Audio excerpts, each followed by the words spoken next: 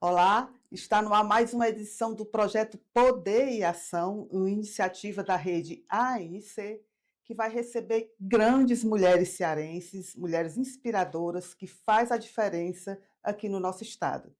Nessa segunda edição, a gente recebe Jade Romero, vice-governadora do estado do Ceará. Bem-vinda! Muito obrigada, Sueli, obrigada a toda a Rede ANICE pela oportunidade de falar mais sobre a política de mulheres e sobre a nossa participação política. Uma participação que ainda é muito aquém do que deveria, apesar da gente ser maioria da população e do eleitorado, geralmente as mulheres não conseguem ocupar nem 20% dos parlamentos no Brasil inteiro, né? Foi estabelecida essa cota de gênero de 30% e convencionaram que isso seria para a mulher, que não é verdade, era para qualquer um dos sexos, e muitas vezes os partidos não conseguem nem completar essa cota, né? Verdade. Sueli, tem, assim, eu acho que, apesar dos mecanismos que foram criados no nosso país para tentar ampliar essa participação feminina na política, os dados que nós temos hoje da ONU, dessa participação, comprovam que não foram suficientes. A gente está atrás de países, por exemplo, como a Arábia Saudita, em termos de representação no Congresso. E quando a gente olha para a Arábia Saudita, um país do Oriente Médio, onde as mulheres têm capacidade relativa, né, em relação aos homens, têm direitos básicos, muitas vezes cerceados, mas lá tem maior participação das mulheres, né, no parlamento do que aqui no nosso país. E assim acontece também em outros países. Então nós temos ainda um desafio muito grande a ser superado da participação feminina, não somente da participação numa composição de chapa, né, mas de uma participação efetiva na decisão dos rumos da política aqui no nosso país. Então, são grandes os desafios. Tivemos avanços com a política de cotas, com esses mecanismos, mas não foram suficientes para que a gente tivesse ou tenha ainda uma participação que seja paritária ou pelo menos mais próxima daquilo que os homens têm na nossa sociedade. Por muito tempo, no Ceará, as mulheres, eu acho que ficou um certo preconceito que as mulheres que chegavam a ocupar um cargo no parlamento eram esposa de um político ou filha de um político. E, apesar disso, hoje, apesar de muitas mulheres que ocupam o parlamento ou os executivos terem essa origem política, as mulheres estão chegando lá e estão mostrando, sim, uma diferença muito grande. Houve essa mudança no perfil da mulher que ocupa, de antes ser só um preposto do marido, do familiar, e hoje ser a empoderada e a que faz. Sim. Tem uma coletânea da UES, produzida pela UES, que fala sobre essa participação feminina na política aqui do nosso estado.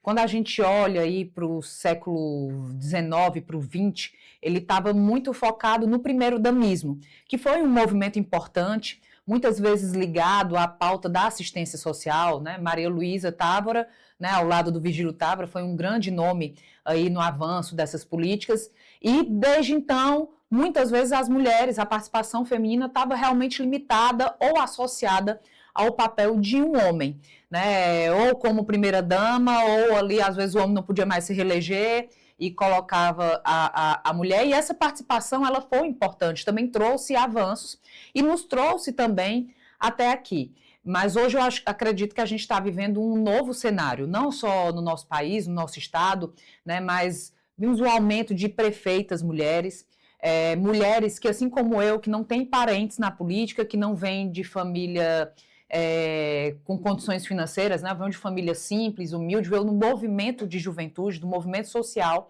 né, e acredito que tem outras lideranças femininas, assim como eu, que têm se colocado à disposição, né, e trabalhado para fazer realmente esses avanços, né, não só na política em si, mas de abrir espaço para que outras mulheres venham. Acho que assim, uma das coisas que me deixa mais feliz nessa caminhada pelo estado do Ceará é quando eu vejo o brilho no olho de meninas simples que estudam em escola pública, que dificilmente seriam ali escolhidas para teriam a oportunidade em um outro tempo de representar o seu município, o nosso estado, o nosso país, de ver em mim e outras mulheres a possibilidade de que uma mulher comum, uma mulher como qualquer outra, pode sim acessar os espaços de poder. Então, eu acredito muito que, vindo, né, ser vice-governadora depois da Isolda, né, que foi ali uma grande vice-governadora, eu acho que traz também muito esse papel de representatividade, de força de dizer que essa cadeira, né, que eu ocupo hoje, ela não é só minha, ela representa tantas mulheres jovens de família simples que estavam e estão nos movimentos, que acreditam que a política é uma forma de transformar a vida das pessoas, para dizer que esse lugar é nosso, né? Não só das mulheres que vêm de família rica, das mulheres que têm um sobrenome forte, como que não é o meu caso, né? Ou que têm aí esposos, enfim, pessoas que estão na política. Então, eu acredito que é uma barreira importante que a gente derrubou culturalmente, mas ainda há muito que a gente precisa caminhar, né, no sentido de enfrentar o machismo, de ampliar a participação feminina de fato nos espaços de poder, para termos cada vez mais mulheres nos representando. Acho que nem todo mundo sabe, mas a nossa vice-governadora, Jade Romero, ela entrou na política com 16 anos, filiada ao PT. Você imagina, uma menina linda, jovem, com 16 anos, se filiar ao partido, né? Há mais de 20 anos isso aí, e entrar no PT, depois foi para o MDB, partido que está hoje há 16 anos. Deve ter enfrentado muito preconceito, porque a violência de gênero, política de gênero, é uma realidade muito grande. Inclusive, a senhora, eu acho que sofreu, inclusive, quando estava grávida, durante a campanha, né? Na campanha para vice-governadora, junto com o primeiro mandato do Elmano. Aos 16 anos, né, eu pedi, de presente de aniversário de 16 anos, pedi à minha mãe que eu pudesse me filiar a um partido político. Naquela época, escolhi o PT, né, eu já estava no movimento estudantil, participava do Grêmio Estudantil, tinha a vontade de participar de forma mais definitiva, mais incisiva da definição dos rumos da nossa sociedade, né, das nossas políticas de juventude, e depois fui para o MDB. Eu acredito que uma forma de ampliar a participação feminina na política é combater a violência política de gênero, né? A violência política de gênero que afeta, nós temos aí, infelizmente, várias gestoras cearenses que já foram atacadas, que foram desonradas, porque quando há o embate, muitas vezes, político contra uma mulher, ele ultrapassa as 4 linhas da política. Ele ultrapassa as questões que são naturais, né, de divergência ideológica, de divergência de posicionamento, e passam a atacar a vida pessoal, a condição daquela mulher. Então, se nós queremos ter, se a gente quer ter, se a gente sonha em ter mais mulheres na política, eu acredito que o ponto principal é enfrentar a violência política de gênero, que ainda é muito presente na nossa sociedade e é reflexo do machismo. A política, ela não é diferente das outras instâncias que nós temos na nossa vida. Então, quando a gente vê, por exemplo, agora recentemente, uma mulher sofrendo violência em um programa de TV que está tá ao vivo, em rede nacional, com várias câmeras, e um homem se sente à vontade para violar o corpo da mulher, isso também reflete na política.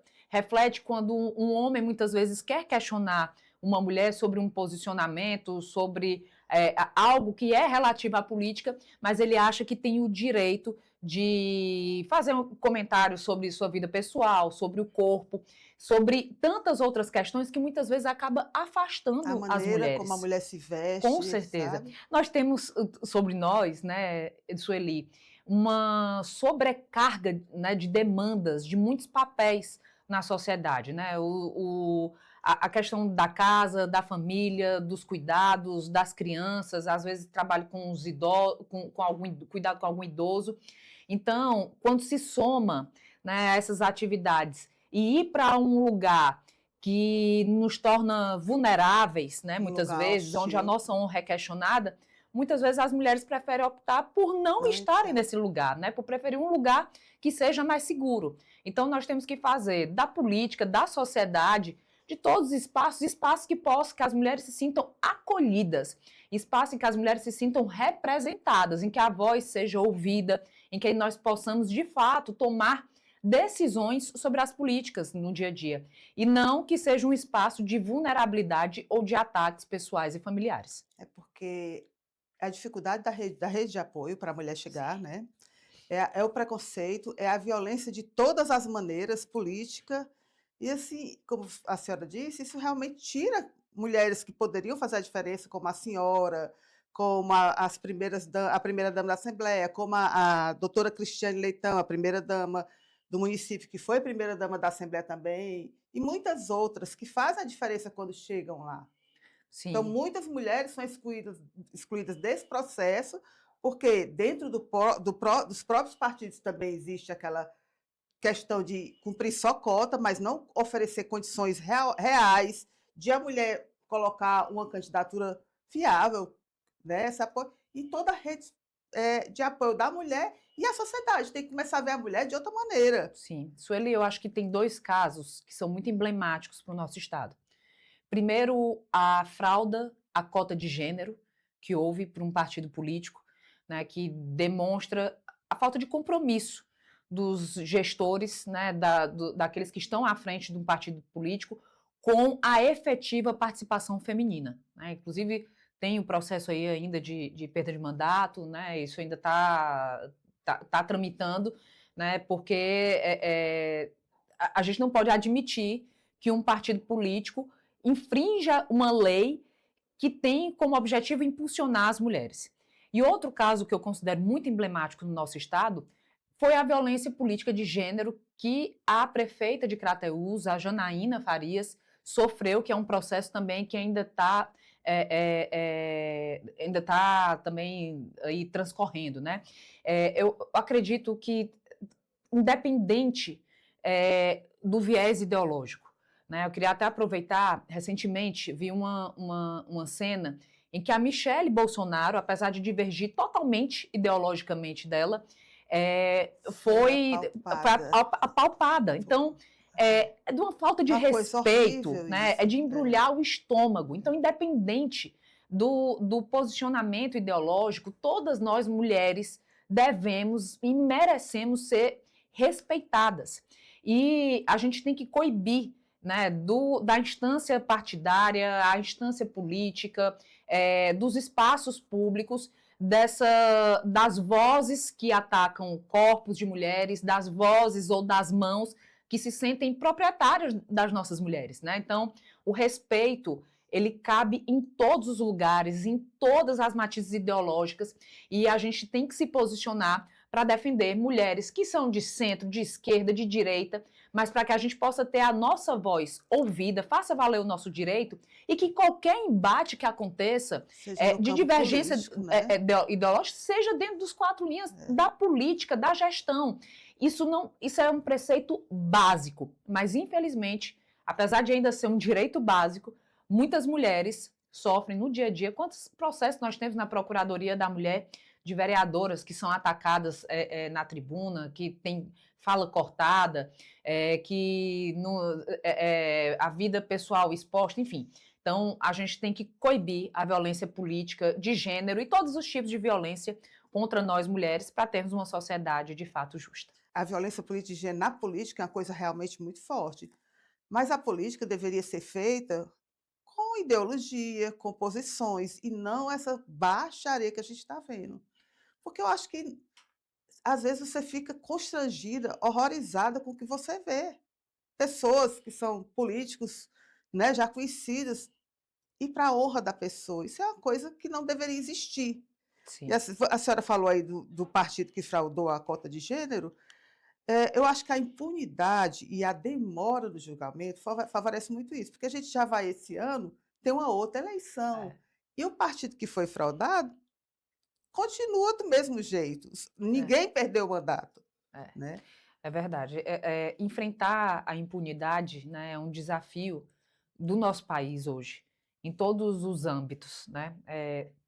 Inclusive, pensando nessa perspectiva, né, do enfrentamento à violência contra a mulher, a gente tem, né, aí já saindo um pouquinho dessa seara da questão política, mas indo realmente para a questão do governo, né, a gente criou, com o governador Elmano, um programa chamado, já tinha o Tempo de Justiça, nós criamos o Tempo de Justiça Mulher, exatamente para enfrentar a impunidade nos casos de feminicídio, sejam eles consumados ou tentados.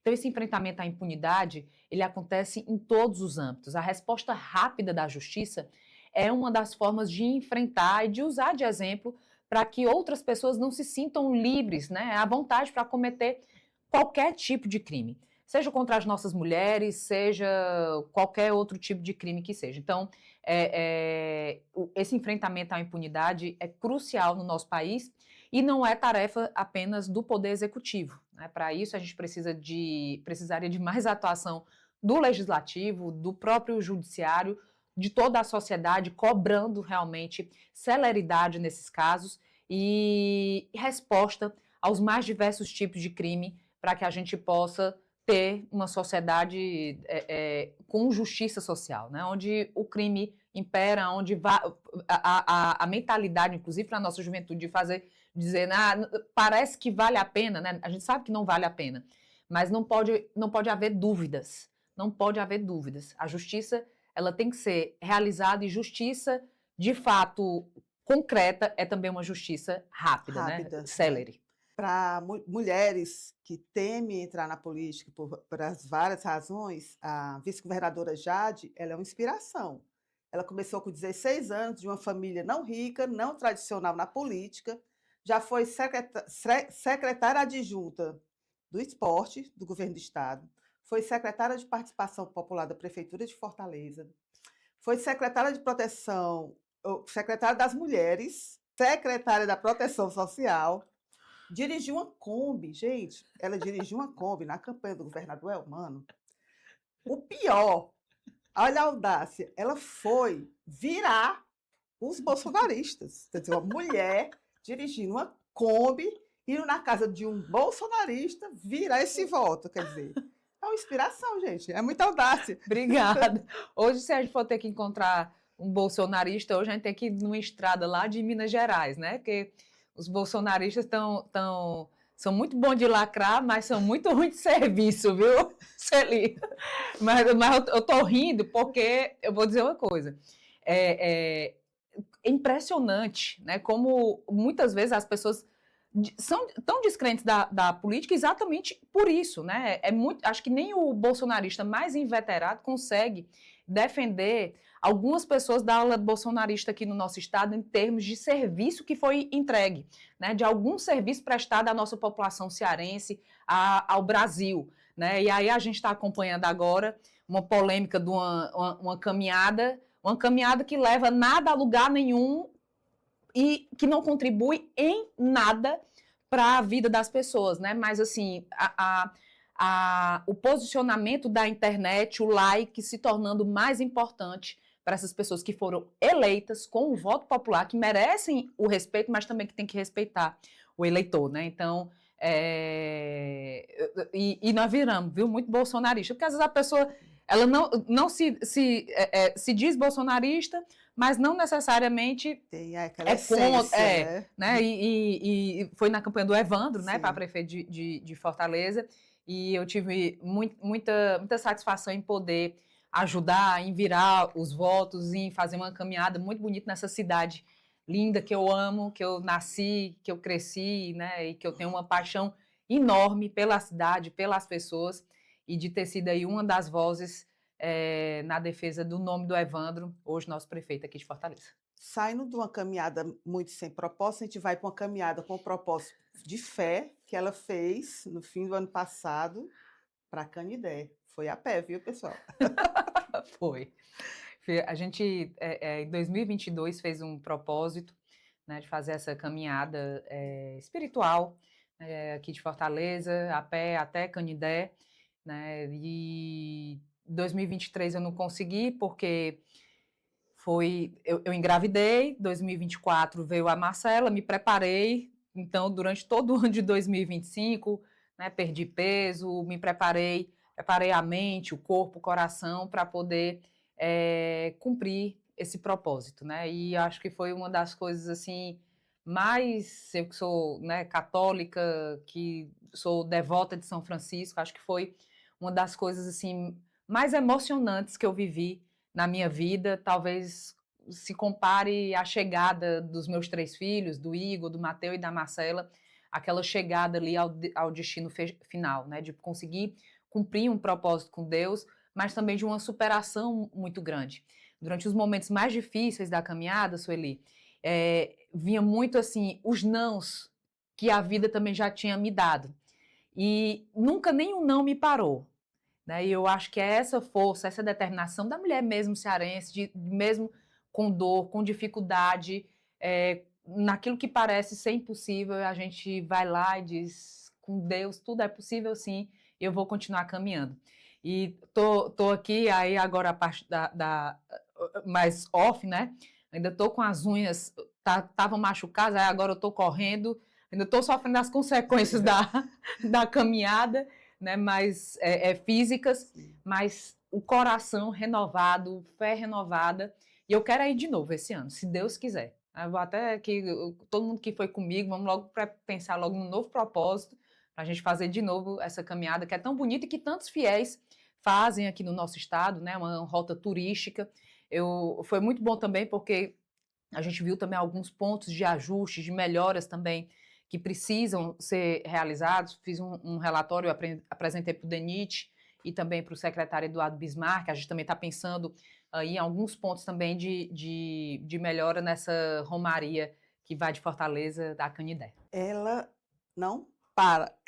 É igual o slogan do governador, não para, não para, não para. Como secretária, está em todo o município, como governadora, corre para estar em todos esses eventos também. A senhora agora, em março, começo de abril, deve se desincompatibilizar da secretaria.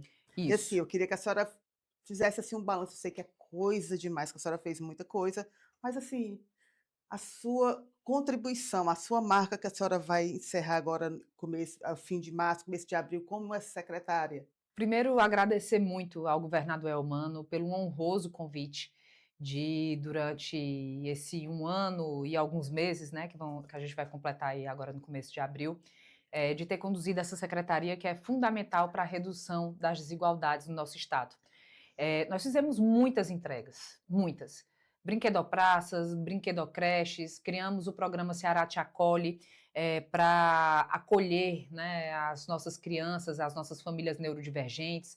Entregamos várias salas sensoriais, novas casas do cidadão, VaptVupt, vários equipamentos em todo o estado que melhoraram a vida da nossa população. Mas eu acredito que a marca histórica que a gente conseguiu conquistar durante o ano de 2025 foi chegar ao final do ano com mais pessoas com carteira assinada do que titulares do programa Bolsa Família, dos programas de transferência de renda. A gente atingiu o menor índice de pobreza de toda a série histórica do nosso estado.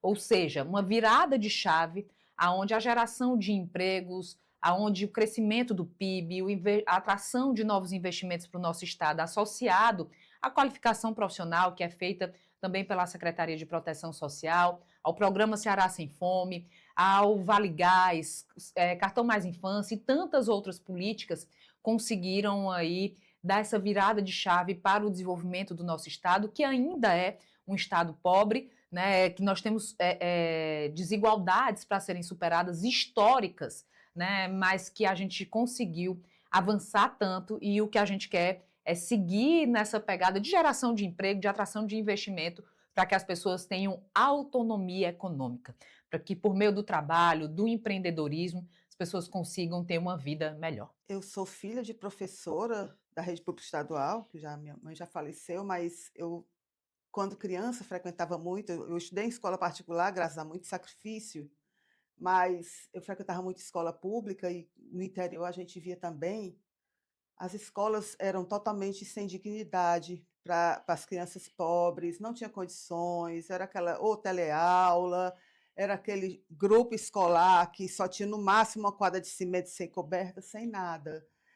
Essa transformação da migração de pessoas na situação de assistência social para pessoas com carteira assinada passa muito por essas condições que, ao longo dessas É. 2 décadas, foram ofertadas dessa pessoa lá no interior ter acesso a uma escola com laboratórios, com biblioteca, com professores qualificados, com ar-condicionado, quer dizer, uma escola pública que não faz nenhuma diferença de um bom colégio particular, um bom colégio particular que eu falo aqui. Não Sim. é nem qualquer coleginho particular, um bom colégio particular. E assim, além de tudo, qualificação para jovens, cursos, coisas que a gente não via no passado. Então, investir, apesar de a violência ainda ser uma chaga muito grande, que também não é só uma, infelizmente, no estado, é em todo mundo, mas as pessoas estão tendo oportunidades que antes eram negadas. Sim, é muito importante a gente destacar que o estado do Ceará tem um projeto educacional que vem desde o ex-governador Cid, passa pelo ex-governador Camilo Santana, né, pela Isolda e agora com o governador Elmano, que trouxe um novo momento para a educação. Né? Nós temos 138 escolas em construção e um compromisso do governador Elmano que a gente vai conseguir alcançar aí no ano que vem, né, desse ano para o ano que vem, de chegar às nossas escolas da rede estadual 100% em tempo integral. A gente está falando de oportunidade, de alimentação, de tranquilidade para as famílias e de abrir possibilidades para novos caminhos. Né? A gente viu aí maior índice de aprovação dos nossos alunos em faculdades públicas. Né? A gente teve agora já está, né, com turmas do ITA funcionando aqui no estado do Ceará, porque os cearenses ocupavam aí mais de 40 e tantos por cento das vagas do ITA de São José dos Campos. Né? Então, o presidente Lula, junto com o ministro Camilo Santana, trazem o ITA aqui para o estado do Ceará e a gente também prepara os nossos alunos da escola pública para terem condição de concorrer com os alunos da escola privada e acessar, né, essa formação de excelência. Então, a educação é a base para uma sociedade mais justa e é inegável o corte geracional que há desde Cid, Camilo, Isolda e Elmano investindo seriamente em educação. A meta nacional de alfabetização das nossas crianças para 2030, que é de 80%, o estado do Ceará já chegou a 85% em 2025. Então, a gente já está superando essas metas nacionais e aonde a gente chega, não só aqui no país, no nosso país, mas em qualquer lugar do mundo. A referência do Ceará na educação é referência para modelos que são praticados em todo o mundo. Então, as pessoas querem conhecer, saber o que é que foi feito aqui no nosso estado. Então, investimento sério, comprometido em gestão. Parabenizar muito aos diretores de escola, aos professores, aos alunos, aos pais, porque a gente não consegue alcançar um resultado tão importante como esse na educação se não houver o envolvimento de toda a comunidade escolar, das famílias, de todos aqueles, das merendeiras, do pessoal que está na zeladoria. Então, as pessoas são apaixonadas pela educação cearense e sabem como essa educação, como esse investimento, desde a mais alta governança, começando pelo governador, passando pelo secretário e secretária de educação, envolvendo os municípios, as credes, esse envolvimento de toda a comunidade foi fundamental para que a gente pudesse chegar hoje para celebrar os resultados da educação aqui no nosso estado. Mas a gente quer mais, né? Quer chegar a 100% da nossa rede em tempo integral. A gente também está construindo aí mais de 150, mais ou menos, centros de educação infantil, juntando Secretaria de Proteção Social junto com Secretaria de Educação, para que as nossas crianças também, abaixo dos 6 anos, também tenham o direito a acessar esses equipamentos. Então, são investimentos que eu tenho certeza que vão seguir mudando e revolucionando a forma da nossa juventude se posicionar e as oportunidades que a nossa juventude tem aqui no estado do Ceará. O Ceará hoje vive um momento muito especial, porque nós temos um alinhamento do governo do estado com a União, que isso tem facilitado essa transferência de recursos, de projetos para o Ceará. O governador Camilo Santana enfrentou uma situação muito difícil, que, graças a Deus, a gente teve um governador que lutou para conseguir trazer vacinas, enquanto na presidência da República a gente tinha um negacionista que comprou vacina de um soldado, né, de um policial. negando as Sim. várias e várias ofertas. Então, assim, a gente tem esse alinhamento que tem garantido algumas coisas. E eu, às vezes, ontem eu estava assistindo rede social, a gente vê todo tipo de lixo, um deputado na porta de uma escola fazendo confusão com um vigia da escola. Que você diz, e cadê as escolas do Bolsonaro aqui no Ceará?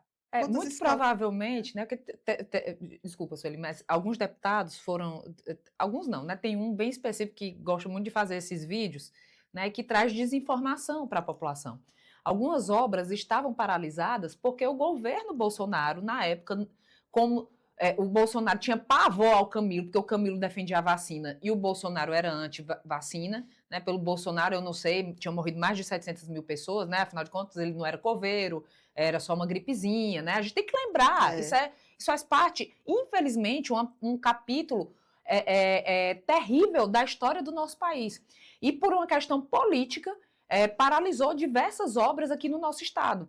Então, quis Deus e o destino que tivesse o presidente Lula, o ministro Camilo Santana na educação, para retomar essas obras, né? E não só aqui no nosso estado, aonde havia divergência política, as obras eram paralisadas. E, gente, a política ela tem que estar acima de qualquer questão. A gente não pode simplesmente esquecer um município ou esquecer um estado por falta de alinhamento político. Né? Então, boa parte desses vídeos, né, que levam desinformação não contam para as pessoas que estão assistindo essa parte da história, que o governo Bolsonaro paralisou diversas obras, não só aqui no estado do Ceará, mas aonde não havia convergência política, onde ele achava que era Estado de esquerda, que não votava nele, ele simplesmente não recebia o governador, parava de mandar recurso, paralisava as obras, e isso não é política com P maiúsculo, né? Isso é uma política mesquinha que não ataca não é os gestores, ela compromete, na verdade, a qualidade de vida da população, porque a partir do momento que você é eleito, você tem que governar para quem votou e para quem não votou. E nesse sentido, Sueli, eu admiro muito o senso de justiça do nosso governador Elmano. O Elmano já falou publicamente que independente, né, está no ano eleitoral, mas independente de o prefeito ser alinhado ou não ser alinhado com o governo, tem portas abertas para seguir com as parcerias, porque a população precisa dessa parceria entre o governo federal, o governo do estado e as prefeituras. E é tanto que, inclusive, por exemplo, em Juazeiro do Norte, né, a gente vai inaugurar, pela Secretaria da Proteção Social, além de vários outros equipamentos do governo do estado, a gente vai inaugurar agora até o meio do ano a Casa da Criança e do Adolescente. Lá a gente já tem VaptVupt, fizemos recentemente uma corrida, temos vários cursos de qualificação junto a entidades, fizemos entrega do Vale Gás, cartão Mais Infância, do cartão Ceará Sem Fome e já vamos entregar em Juazeiro do Norte mais uma casa da criança e do adolescente com todo o sistema de justiça, de segurança, para avançar na proteção das nossas crianças. Lá também vai ter uma brinquedopraça para as crianças brincarem e também vai ter mais uma casa do cidadão para que a nossa população de Juazeiro do Norte possa ter mais um ponto de apoio para tirar sua identidade e ter acesso à cidadania e toda a documentação. ela está falando só das ações da ação social em Juazeiro. Isso. Recentemente, o governador teve na região do Cariri, teve em Barbalha, teve no Crato e em Juazeiro do Norte, liberando uma importante obra de Sim. estradas e tudo. E a gente tem correspondente de Juazeiro do Norte, a equipe foi lá, cobriu, fez a entrevista e a gente sentiu falta do prefeito Gleidson Bezerra, né? Porque ele já realmente ele usa muito que não ter esse apoio, mas ele não estava lá e não tinha nenhum representante do município nesse evento que estava liberando. Na ocasião, o governador disse que estava investindo 40 milhões em escolas de tempo integral, estava entregando um grande de obra. Então, assim, achei que faltou O respeito à o respeito à institucionalidade, né? independente de partido, é o Isso, governador e é o município. Ali isso. o prefeito não é dono da cidade, o governador não é dono do estado, mas eu estou representando o estado e os munícipes. Então, assim, Precisa. né? Ele entregou a obra do anel viário, reforçando que recentemente também foi iniciado o vai e vem, né, também na região metropolitana ali do Cariri, né, que dá passagens gratuitas para quem está buscando empregos, várias asfalto, Enfim, né, eu tenho um hospital regional também, que é uma referência ali para a região do Cariri. São muitos avanços, todas as políticas que nós temos, né, e aí trazendo um pouco para essa ótica da proteção social, todas as políticas da proteção social do governo do estado do Ceará estão presentes em Juazeiro do Norte e em outros municípios também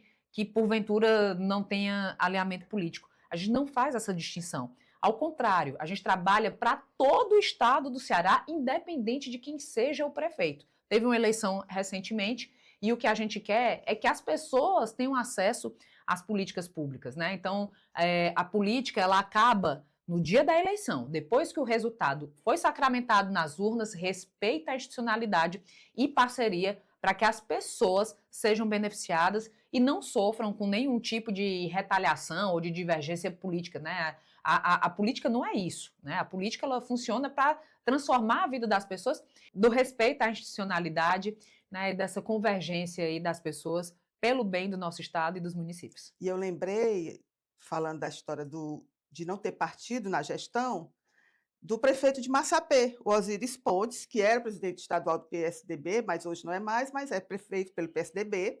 Ele vai apoiar a Tainá pelo PT, para deputado estadual, a Jota pelo União Progressista, e disse que vota no Ciro, mas que não vai ser contra o governador Elmano. Por quê?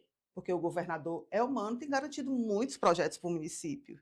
Então, Isso. assim, ele é do PSDB, mas o governador, ele reconhece que o governador, independente de ser PT, tem levado benefício para a população. E esse deveria ser a boa Sim. política do respeito, né? Eu acho que esse exemplo aí, não só para o nosso estado, né, mas para todo o país. Infelizmente, não foi o que a gente viu, por exemplo, quando o Camilo era governador, né? O Camilo, por várias vezes, teve que se posicionar, ir a público, para falar de tamanha crise, né, que o estado vivia por falta de diálogo com o governo federal, né? Então, eu acho que aquele momento ali da nossa história não deve ser repetido.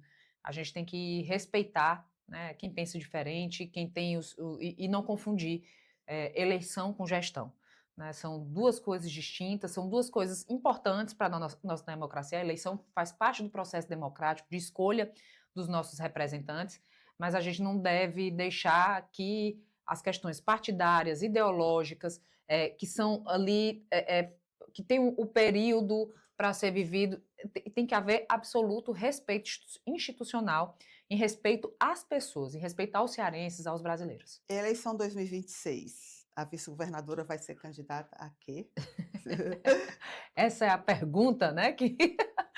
Bem, eu sempre que me perguntam, né, sobre as eleições, chegou o ano de 2026, então é impossível a gente não falar sobre esse tema. Temos muitas entregas ainda para fazer, muitos compromissos para serem cumpridos, tem muita coisa na Secretaria de Proteção Social. Acho que a gente tem aí, no mínimo 10 entregas importantes para fazer daqui até abril, mas chegou o ano da eleição, né? Eu não escondo o meu desejo de poder permanecer na chapa com o governador Eumano de Freitas, pelo trabalho que ele tem feito, né, pelo compromisso, pela seriedade, pela humildade. Esse num cabo humilde, decente, é o governador Eumano.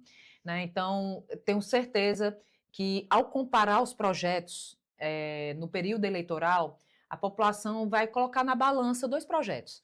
O projeto do Lula, do Camilo, do Elmano, né, dos avanços que nós conquistamos, né, do Cid, da Isolda, contra um projeto bolsonarista aqui no nosso estado.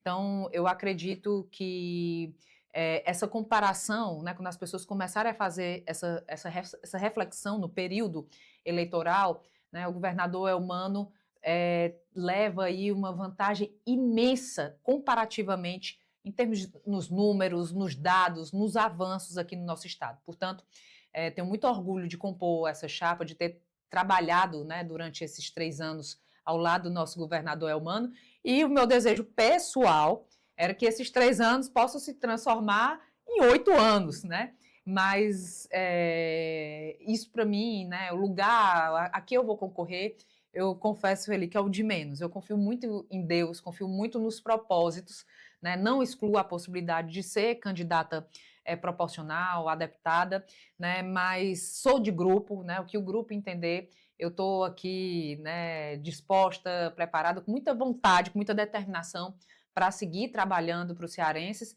mas de forma especial para as nossas mulheres, porque eu acredito que a representatividade feminina é, é um ponto que a gente ainda precisa avançar muito. Então, estou aqui firme e forte, junto com todo o grupo, e na hora certa a gente vai ter aí a decisão dos rumos para essa eleição de 2026. Representatividade política que deve ser ampliada em todas as esferas de poder, né?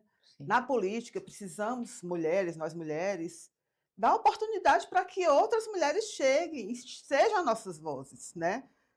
Não dizendo que o homem não é capaz, mas a gente que é mulher, que é mãe, claro que a gente tem um olhar diferenciado, sim, uma sensibilidade que não é todo homem que vai ter essa. Então, assim, mais mulheres na política, mais mulheres nas esferas de poder, nos cargos de comando, para que a sociedade seja uma sociedade mais inclusiva, mais acolhedora, mais protetora, que essa, independente ou não, nós mulheres, principalmente mulheres cearenses, somos resilientes, fortes nesse negócio de sexo frágil, isso aí ficou lá no passado. já era. A gente é mãe, esposa, dona de casa, motorista, profissional. A senhora Tudo que a gente vai ser quiser, multifaceta. Então, assim, tudo que a gente quiser, né? Eu acho que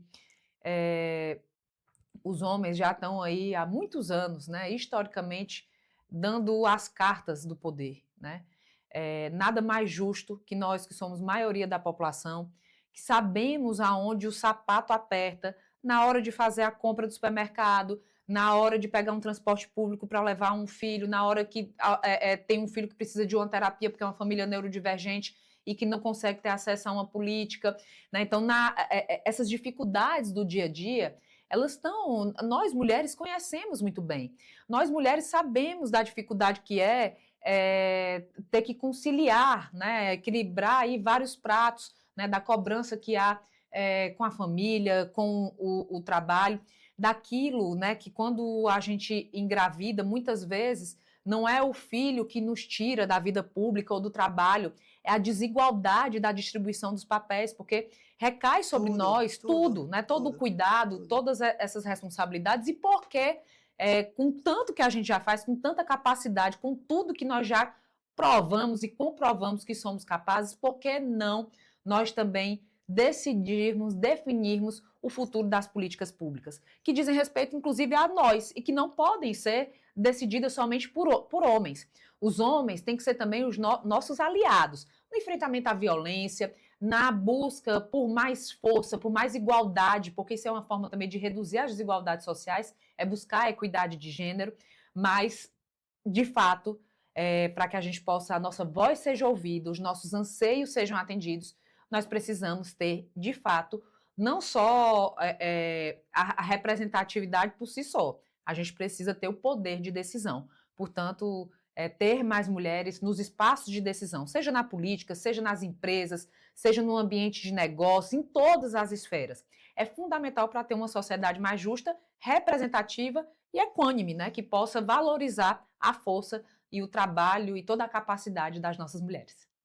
Obrigada. Obrigada. Nós conversamos com Jade Romero, secretária de Proteção Social, vice-governadora e a segunda entrevistada do nosso projeto Poder e Ação, Substantivos Femininos, que vai entrevistar mulheres inspiradoras como Jade Romero. Muito Obrigada. obrigada e até nosso próximo encontro.